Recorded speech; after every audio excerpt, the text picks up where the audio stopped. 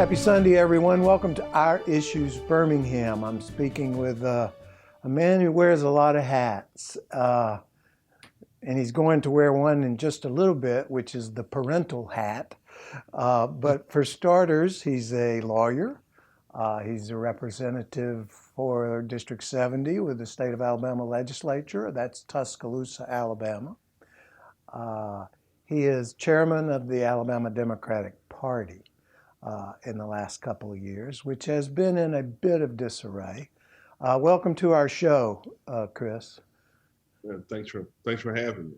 Tell us a little bit about your history, particularly as it relates getting to the point where you are with the Democratic Party. Because I would like to talk about some of the legislative stuff going on in Montgomery at the last session. Yeah, sure. I'll be brief. I was elected in 2006 in a pretty unique way.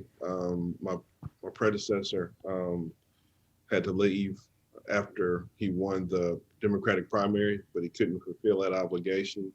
So I was actually elected by the State Democratic Executive Committee to fulfill his nomination to the Democratic Party.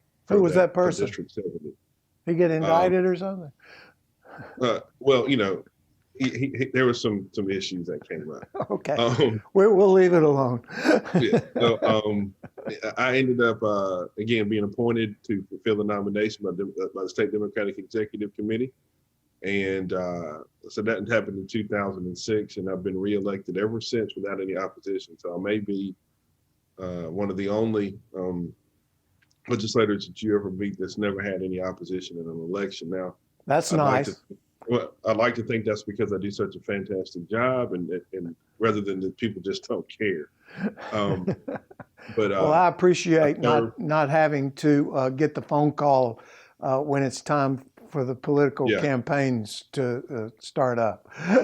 It's that season. It's that season in Birmingham right now.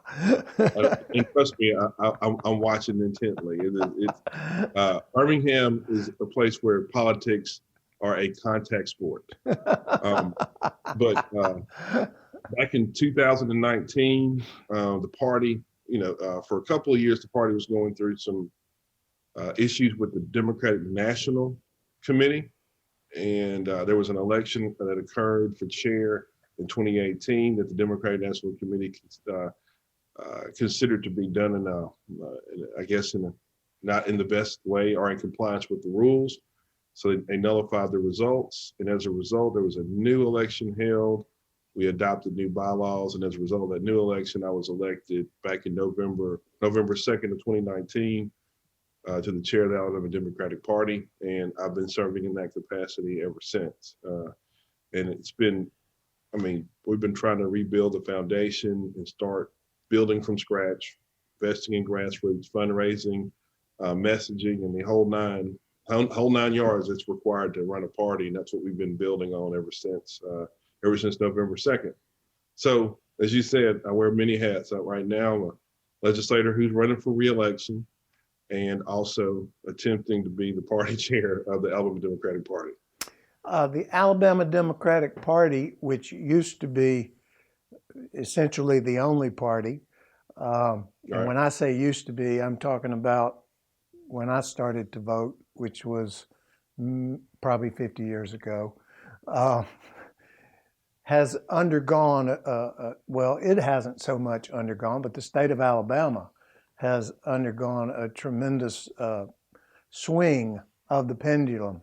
And our party, the Democratic Party I'm speaking of, got kind of flushed out in terms of its ability to control the various bodies of the legislature, state legislature, and also in the judiciary. I think statewide we struggle.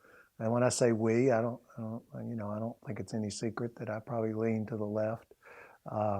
In any event, are we making progress when it comes that way? I think so. The Democratic Party controlled politics in Alabama for over 100 years, over a century. And over the course of one election cycle in 2010, everybody lost. So the Democratic Party went from a supermajority to a superminority overnight in the legislature, in both the House and the Senate.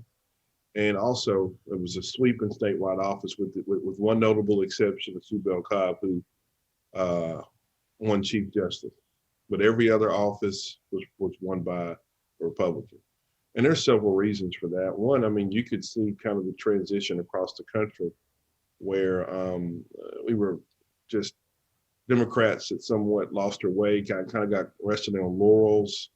People were more identifying with the politician versus the party itself. In Alabama, you saw many people who ran as, me versus what party platform that I stand on, which meant that when it was time to get rid of that person retired, there was no platform to attach to. So they made the transition to the Republican side pretty easy. And also, you can't deny the fact that race played a role in it. I think the Democratic Party went through a significant identity crisis once Barack Obama became president. And I think some people, struggled to make that transition. So right now, we're trying to reinvent the foundation and make it obvious that the Big Tent Party is still actually the Big Tent Party. So all those people who are who agree with us on the fundamental issues, we are here for you, and ultimately trying to build those coalitions to be successful in elections again. Thank you. Very well put and very succinct. We're going to take a short break. I want to come back and talk about this recent legislative session at the state level. This is Our Issues Birmingham. I'm Tommy Spina. We're meeting with Representative Chris England. Don't go away. We'll be right back.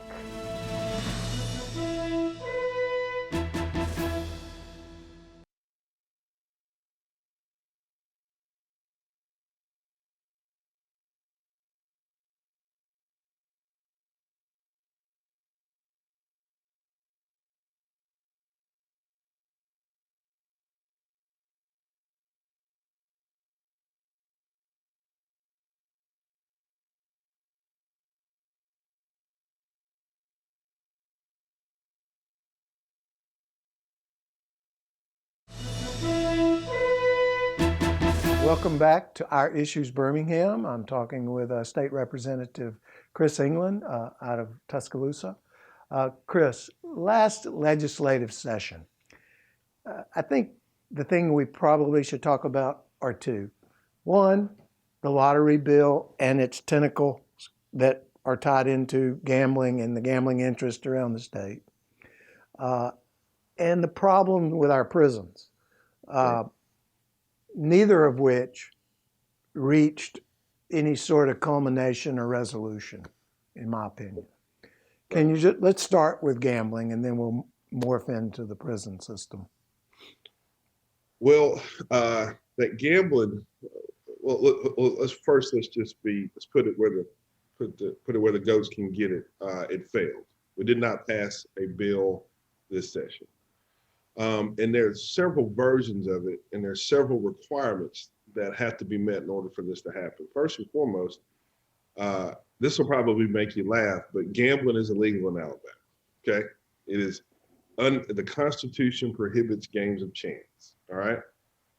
Now, depending on who you talk to, different counties have passed different constitutional amendments to allow them to do things that the Constitution prohibits, whether that be Greene County, whether that be Lowndes County or St. Clair County. Bingo in its purest form is a game of chance and it's supposed to be illegal. So that means that we have to amend the Constitution in order to make it happen. That's the first threshold step, which means that if we ever have gambling, at some point, the people of Alabama will have to vote to make that happen. And that would be amendment number 700 and how many? 1,000. But that's fundamental to our discussion. The second part of it would be enabling legislation, which would determine how it's regulated, who regulates it, where the money is spent, how it's taxed. So you may feature some of that in the constitutional amendment, but you, as a state, you would want to create enabling legislation. So if things needed to be changed, you could do it by statute versus having to go back and amend the Constitution. As you can see, though, both of those things are so complicated in the sense that there's so many interests are involved that we can never really get anything off the ground.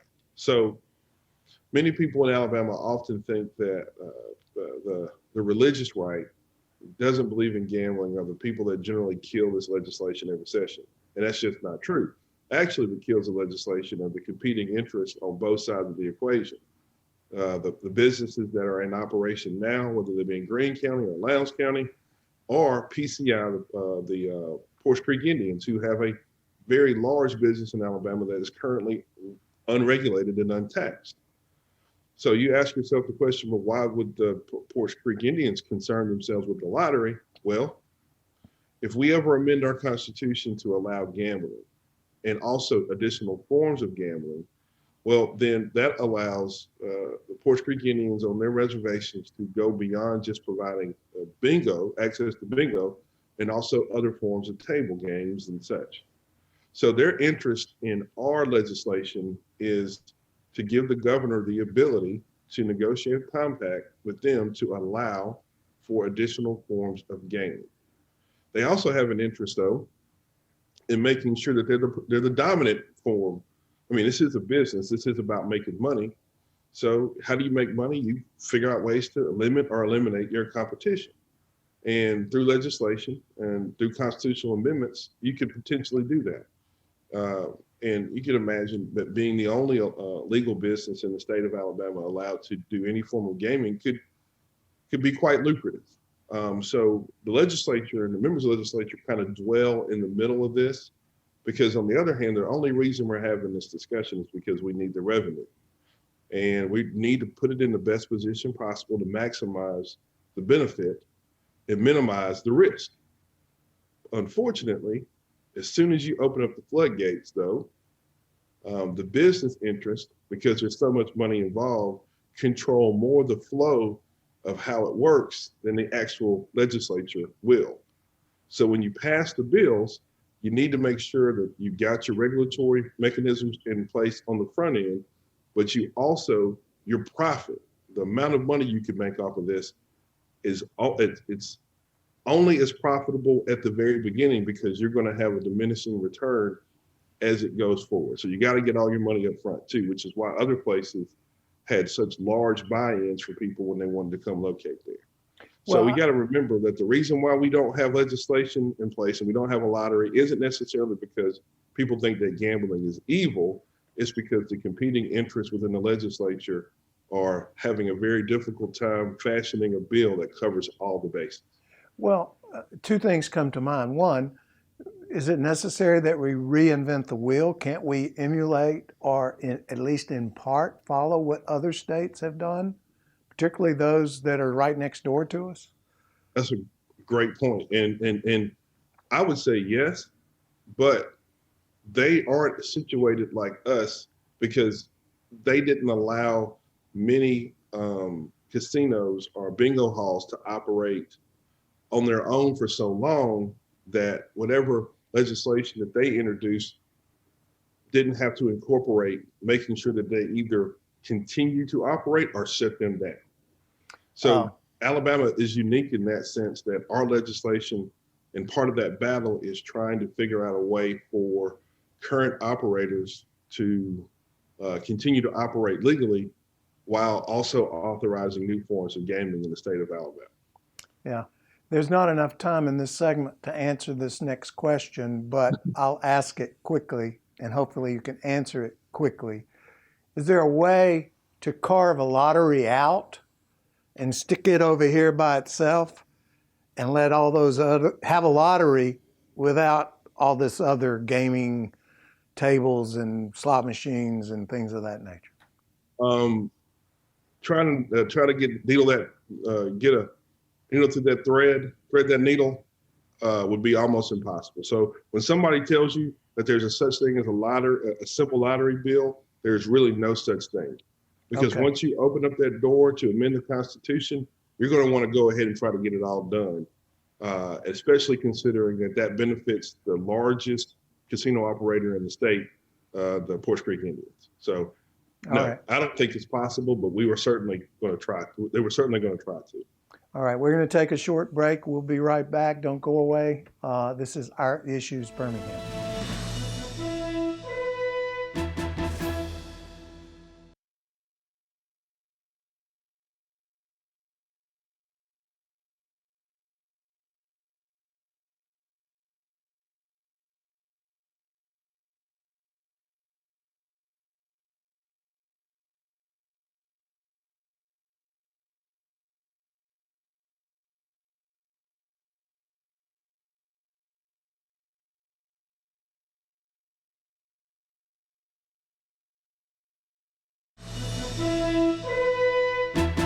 Welcome back to Our Issues Birmingham. I'm Tommy Speen. I'm talking to Representative Chris England from District 70, which is Tuscaloosa for the most part, or for the all part. Is it all? All part. All in Tuscaloosa. Okay.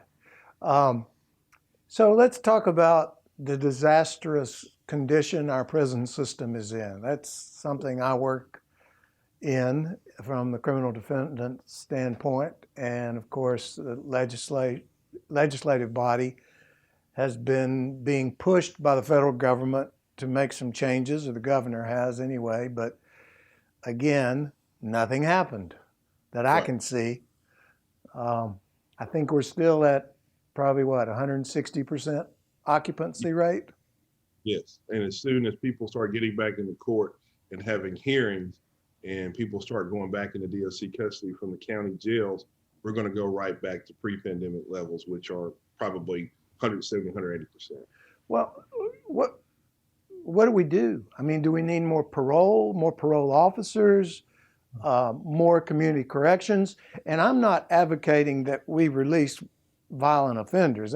That's not what I'm talking about. But we have property crime people, drug users, not traffickers, in prison serving significant prison sentences that are taking up valuable space and costing us a lot of money.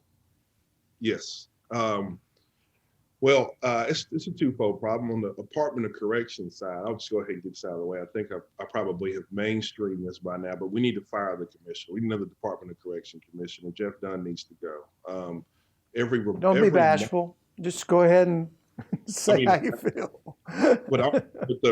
If you have every tangible marker of success or problems, he hits every single marker on that side of the coin for failure. Prisoners are abused. There's corruption within the system. The laws that we have passed in place to try to relieve some of the population and the tension on the population aren't being followed. It's an absolute mess. We need new leadership. So let's just get that out of the way first. On the other side, our Bureau of Pardons and Paroles, and not the director, the new director, we're talking about the actual Bureau itself, the 3-member board, is as ineffective as they come. We've passed laws. We've done the very best that we can to try to identify the population that can be released safely and responsibly. We created a matrix that creates a score sheet, so it helps identify those that could be released or should be released through risk assessments and many other things. They have that. They do score sheets on every single applicant that goes before them. If they were following those recommendations, we would expect somewhere between maybe a 40 or 50% hit rate, meaning 40 or 50% of the people that go before the board get released. We're operating at about 14 to 15%. And they deviate away from these score sheets more for African-American male applicants than they do for anybody else. So not only is the system not working, it is also biased based on the numbers, biased based on race. So what is the racial makeup of the board? The racial makeup of the board right now is 2 white and 1 black person, which also is really frustrating to me because they vote essentially on every recommendation and they're always unanimous and their score sheets and everything are always the same. And it seems like they match the tone and the tenor of the chair, Lee Wofton. And I've said it again, that, in my opinion, she needs to go. That's just me. Many other people could believe differently because philosophically, some people believe that every person should serve every single second of their sentence. I will say that probably isn't in the best interest of public safety, but there are some people who believe that. So they probably think that they're doing a fantastic job. But me, on the other hand, if we're trying to effectively marshal our prison population so the people that we're scared of stay in prison and the people that we're mad at get out and go get treated somewhere else, then you can't lock everybody up. And our parole system has to identify those who are eligible for release and start releasing them. Our system will not be able to take the capacity created by denying 90% of the people that go before them and hope to be able to have space to incarcerate those that need to be there. It's a really, really backwards way to approach the problem that we have. I'll tell you another thing that's lurking in the background. The county jails are not sending inmates who have been sentenced to the state system. So there's a backlog there, because there used to be like a 30-day requirement where Tuscaloosa County or Jefferson County would have to get the inmate after sentencing down to Kilby. Right. They're spending months in the county jail. So that may look like the prison population is diminishing when in fact it's just costing local governments more money and keeping the state at bay. But yes, but eventually, when the courts open back up, those folks will go into DLC custody and the population will explode again. We're going to have another get together because I got a lot more to talk about, but we're out of time. So I appreciate you being here. Go be a parent. Enjoy the rest of the day. And I'll catch up with you again. Will you come back and be with us? Anytime. All right. This is Our Issues Birmingham. Thanks for being with us. We'll see you next week.